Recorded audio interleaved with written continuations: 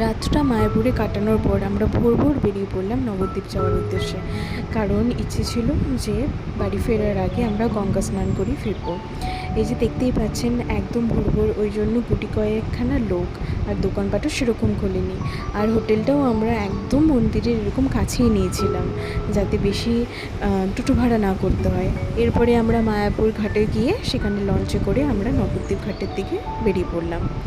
এই যে জলঙ্গি আর মা গঙ্গার এইদিকে আমরা, মানে আমার যতদূর শোনা যে এটা হচ্ছে জলঙ্গি নদী, যেটা মায়াপুর ঘাটের দিকে রয়েছে, মায়াপুরের দিকে রয়েছে, আর নবদ্বীপের দিকে মা গঙ্গা বয়ে গেছে। আপনারাও দেখলে একটু বুঝতে পারবেন যে জলের কিভাবে চেঞ্জ হচ্ছে কালারটা। এই যে আমরা মা গঙ্গার প্রবেশ করলাম, এরপরে আমরা ঘাটে নেমে পড়লাম। ঘাটে নেমে গিয়ে আমরা টোটো করে যেই ঘাটে স্নান করা হয় সেখানে চলে গেলাম।